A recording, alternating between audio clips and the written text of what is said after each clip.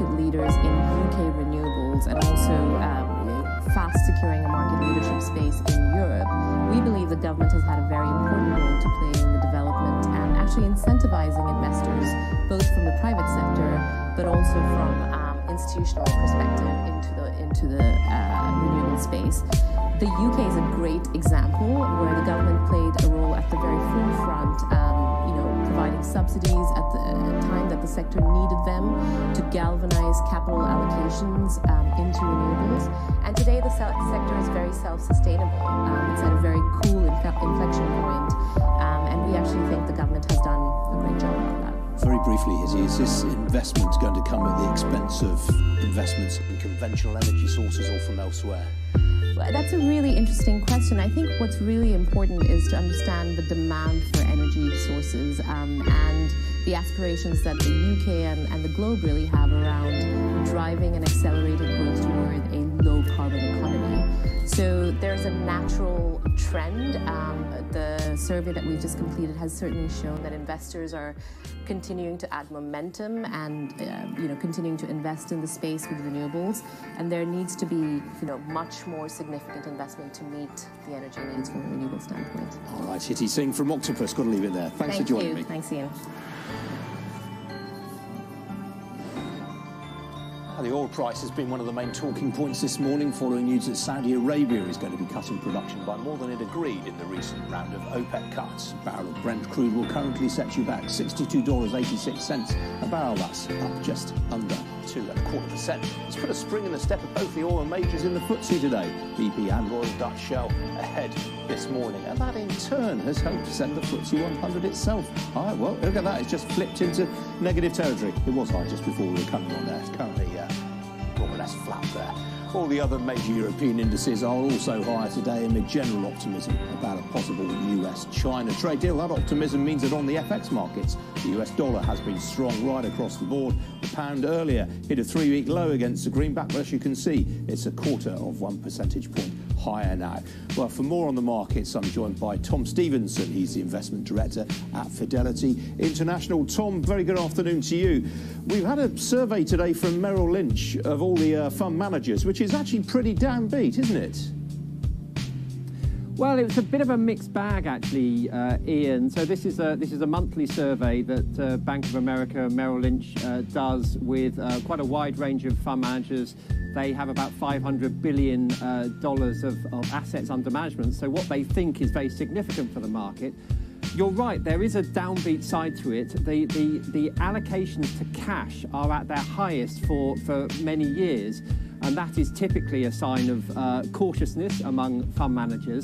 But also within the survey, there's evidence that money is going into emerging markets, and China in particular. And that, of course, is the sort of riskier end of the market. So I think what the survey tells me is that there's quite a bit of confusion at the moment among investors about exactly which way it's going to go. Looking at some of the individual features on the market today, Tom, we've had a trading update out from the AA, which has been one of the real walking wounded of the corporate sector for a while, but it's actually surprised on the upside today. Yeah, I mean, the AA said today that it's sort of on the road to recovery. It has been a disaster story as far as its share price is concerned. It came to the market in 2014 at 250p, peaked at about 400p, and is now below £1. The big problem that the AA faces is that it came to market saddled with about £2.5 billion worth of debt, and it's really struggled to service that debt in a relatively low-growth, mature environment. What it's trying to do is it's trying to grow its insurance business, which it's being successful at doing, and its business-to-business, corporate business, which is also being fairly successful. But its core business and its most profitable business, which is roadside recovery, is in slow decline. Briefly, Tom, what are you expecting at the open on Wall Street this afternoon? Well, I mean, I think that the market's clearly not playing ball with you. You thought it was up and then it was down slightly, so it's a fairly sort of flat market. I think the futures are looking at a slightly higher open on Wall Street. All right, Tom Stevenson from Fidelity International. Very good to see you. Thanks for joining me. Thank you. Some other business headlines now. Nissan says it's recognised 9.2 billion yen, or £64.7 million in costs related to its former chairman Carlos Ghosn, while downgrading its annual profit forecast.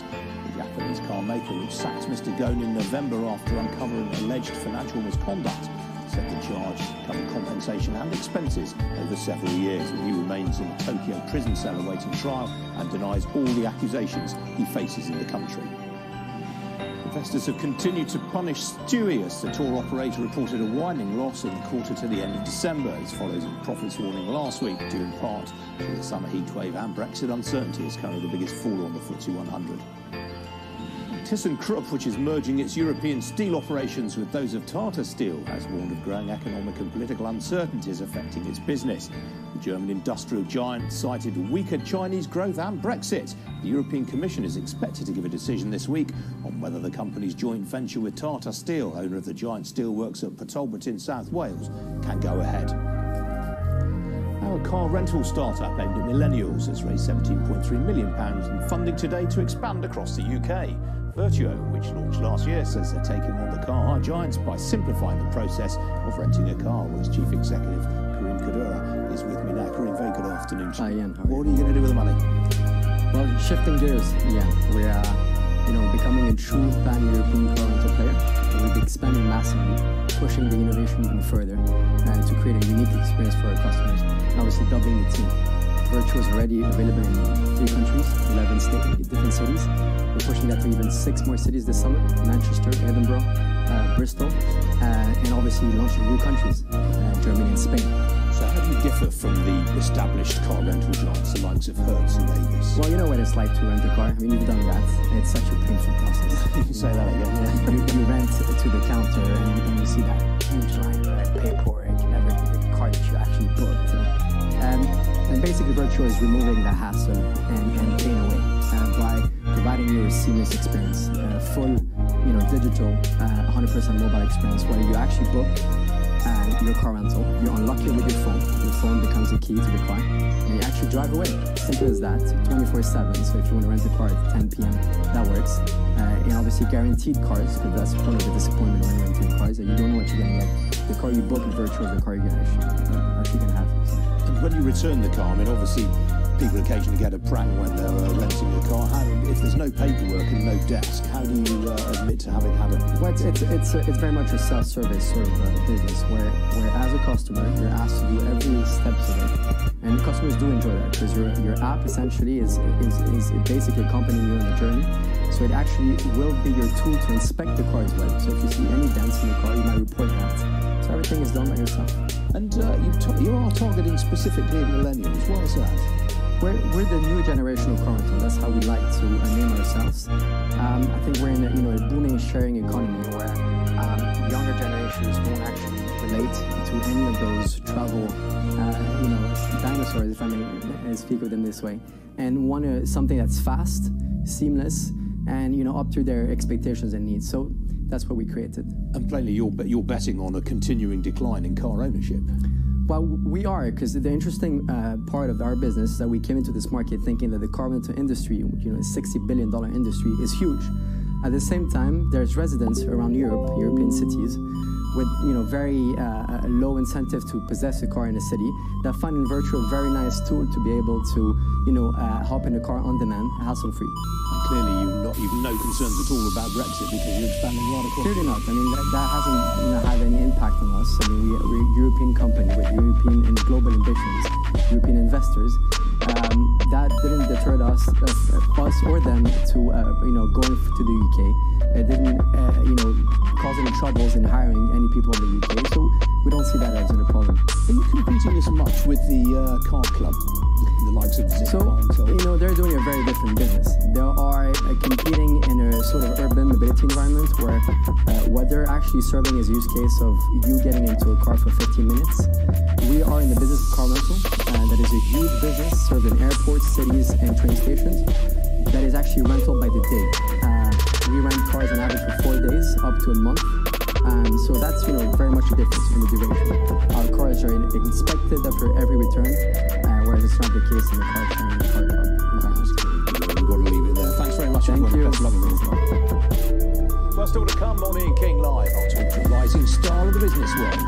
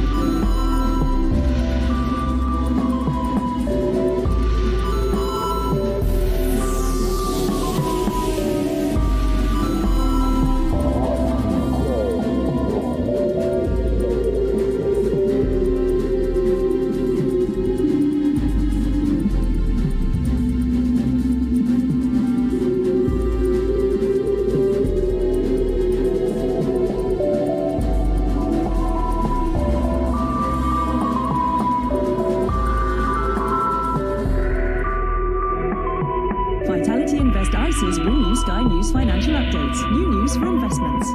Inflation. I'll get that after lunch.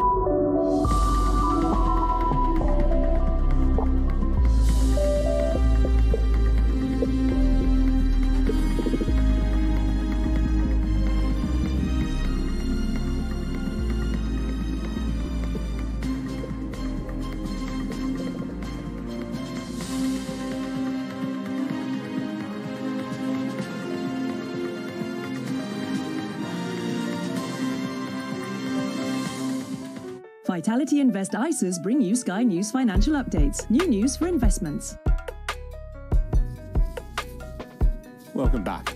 First artist at the English National Ballet, the co-founder of a not-for-profit organisation and an investor. Just some of the 300 jobs held by young entrepreneurs who made it onto Forbes' list of rising stars. The financial publishing group has identified innovators across 10 key sectors at the forefront of driving change. With me now is one of them, Joyce de Haas. She's co-founder of Double Dutch Drinks in the retail sector and Forbes Europe's editor.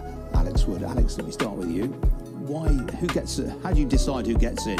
It's an incredible process. It takes over 6 months. We've had over 8,000 nominations. We work with a panel of judges across different industries in those 10 categories. And I can tell you from personal experience, it is an incredible amount of work. And every single person, people like Joyce, are truly the best we've got in Europe. They are the best talent we've got out there, and they're our future. Lots of people from the arts world. It's not necessarily a financial list, this. We do have people from the arts and culture world. We have social impact as well.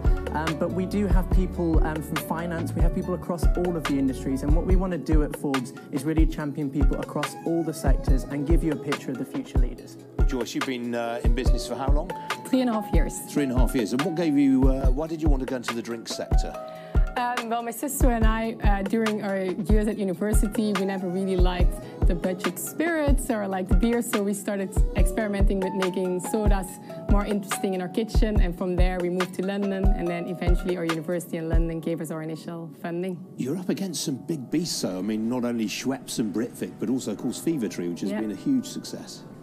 Very much, but I think if you look at the whole craft movement and this premiumization in spirits, there's so much more space in the whole tonic category, and we're really trying to offer something very different with different flavors like cucumber watermelon or pomegranate and basil. And what sort of spirits go best with your mixes? Well, it really depends. So we have 10 different types of flavors. So pomegranate basil goes really well with tequilas, then the cucumber watermelon goes really well with a wine spritzer, but then we also have different mixes for bourbons, whiskies, whatever you like. Yeah, an old whiskey drinker like me, what would you recommend? A bit of ginger? The cranberry and ginger goes amazing with it. Alex, what qualified Joyce and her sister for inclusion? I think it's in terms of the incredible growth we've had as well, and it's also representative of a story that we see across Europe. You know, you've started your life in Belgium, you've travelled across to London, you're growing a business here, and I think one thing that I really want to share is that we asked all of the people who made the list how optimistic and how positive they feel about Europe, because as we know, we're going through some difficult times at the moment, and 92% of them said